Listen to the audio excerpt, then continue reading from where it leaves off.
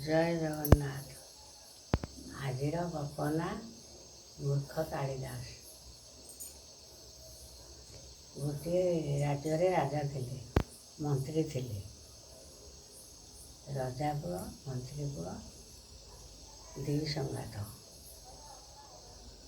ରଜା ପୁଅ ପାଠଶାଠ ପଢ଼ିକି ରଜାର ପୁଅ, ମନ୍ତ୍ରୀ ପୁଅଟି ପାଠଶାଠ ପଢ଼ିଲାନି। ସେ ଚିତ୍ର ଅଙ୍କନ କରିକିରି ତାର ମୂର୍ଖ ଲୋକ ଯାହା ଯେମିତି ଚଳେ ଆଉ। ସବୁ ଚିତ୍ର ଆଙ୍କିଲେ କାଳିଦାସ, ସରସ୍ୱତୀଙ୍କ ଫଟୋ ଆଙ୍କି ନାହାନ୍ତି। ରାଜା ଦିନେ କହିଲେ, କାଳିଦାସ ଆମ ରାଣୀଙ୍କ ଚିତ୍ର ଆଙ୍କିପାରିବ ନା? ହଁ, ଆଙ୍କିଦେବି।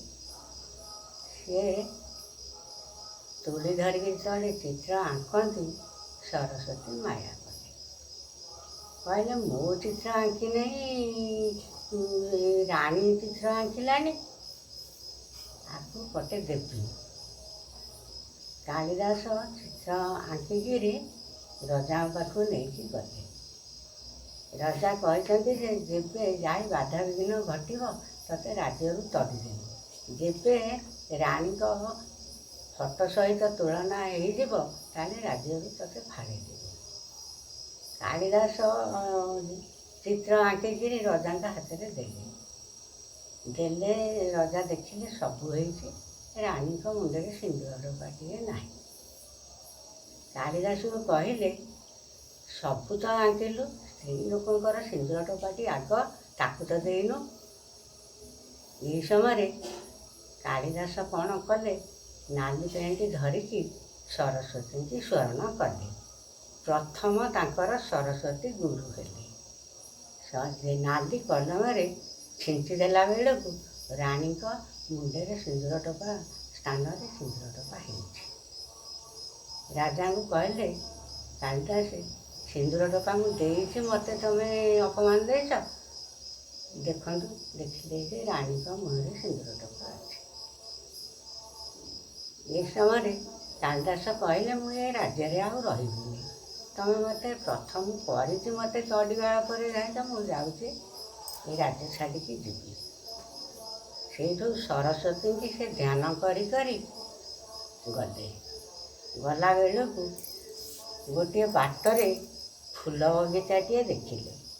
ସେ ହେଉଛି ମାଳିହର ଫୁଲ ତୋଟା। କାଳିଦାସ ଗଛ ମୂଳରେ ବସିକି ସରସ୍ୱତୀଙ୍କୁ ସ୍ମରଣ କଲେ। କହିଲେ, ରାଜା ତ ତଡ଼ିଦେଲେ, ଆଉ ମୁଁ ଯିବି କୁଆଡ଼େ? ମୋତେ ମା ସ୍ଥାନ ଦେ।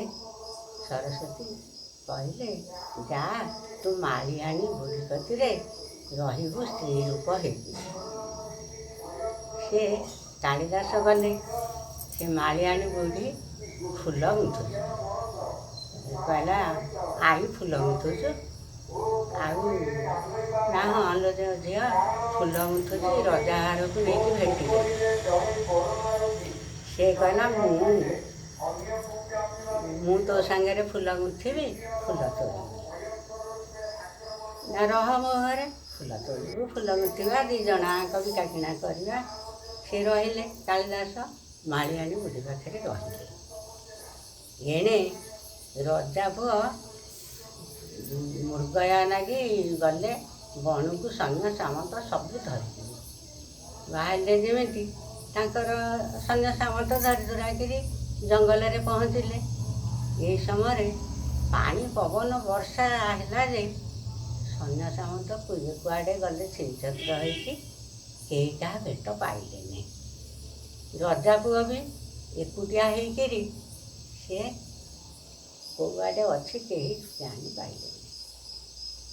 ଏତିକି ବେଳେ ସନ୍ଧ୍ୟା ହେଇଗଲା। ରଜା ପୁଅ କ'ଣ କରିବ? ସେ ଗୋଟିଏ ଗଛ ମୂଳରେ ଆଶ୍ରା ନେଇକିରି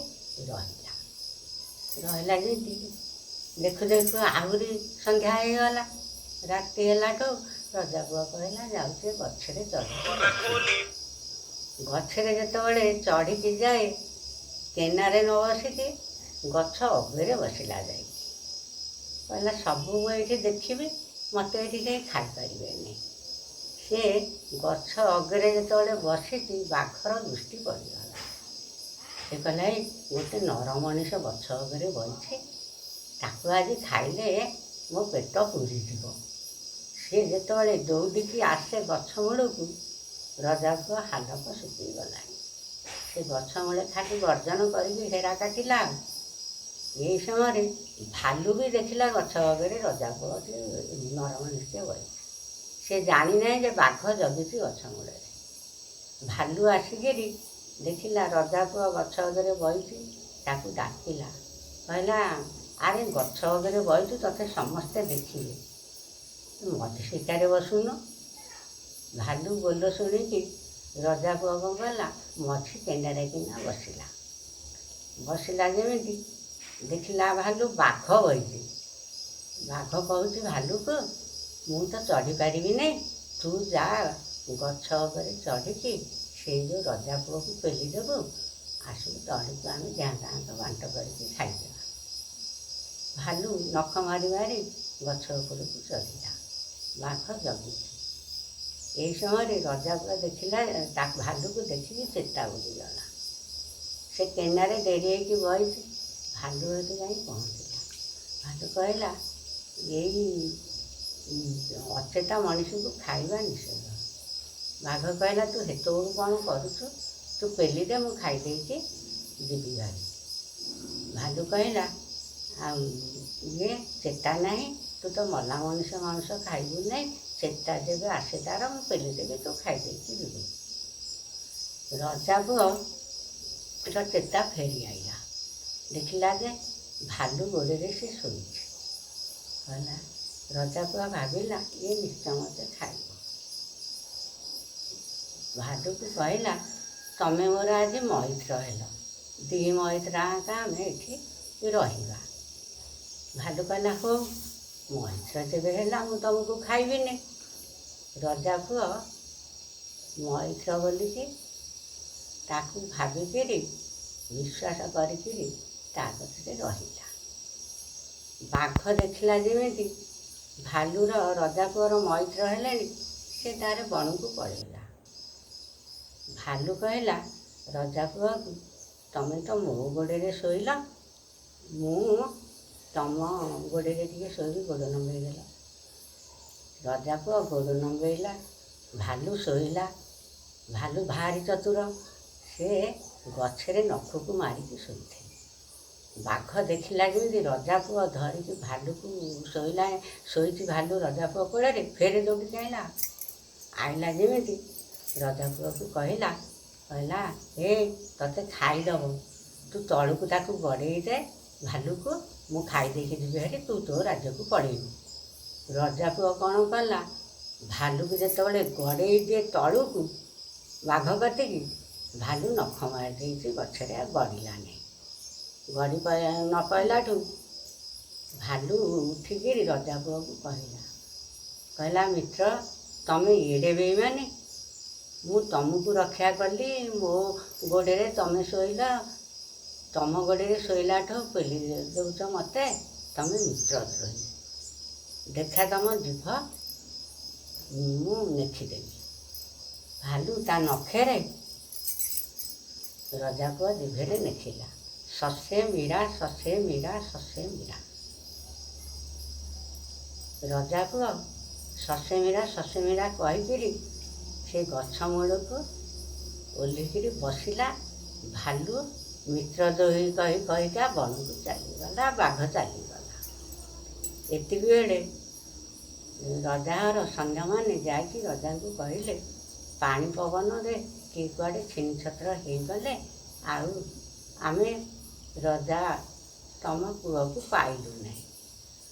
ରଜା କହିଲେ, ତମେ ଯା, ରାଜ୍ୟ ଯେତେ ଯୁଆଡ଼େ ପର୍ବତ ପାହାଡ଼ ବଣ ଜଙ୍ଗଲ ସବୁ ଖୋଜ, ମୋ ପୁଅକୁ ଆଣିକି ଦେଲେ ଆସିବ, ନହେଲେ ଆସିବନି। ଏମାନେ ସୈନ୍ୟ ସାମନ୍ତ ସମସ୍ତେ ବୁଲି ବୁଲି ବୁଲି ବୁଲି ଆଉ ପାଇଲେନି। ଯୋଗକୁ ସେଇ ଗଛ ମୂଳେ ପହଞ୍ଚିଲେ ଦେଖିଲେ ଯେ ରଜାପୁଅ ବଇଛି ହାଲିଆ ହେଇଛି। ତାକୁ ପଚାରିଲେ, ମଣିମା, ତମେ ଏଇଠି ଅଛ, ଆମେ ଖୋଜି ଖୋଜିକା ରାଜ୍ୟ ସାରା ବୁଲିଲୁଣୁ, ପାଇଲୁନି। ନା ଶସେ ମୀରା, ଶସେ ମୀରା, ଶସେ ମୀରା ଖାଲି ଏମିତି ହେଲା। ରଜାହାର ସୈନ୍ୟ କହିଲେ ଚାଲ ଆମେ ରଜାଙ୍କ କତିକି ନେଇଯିବା, ସେ ଯାହା କରିବେ। ଇଏ କି ତ ପାଗଳ ହେଇଯାଇଛନ୍ତି।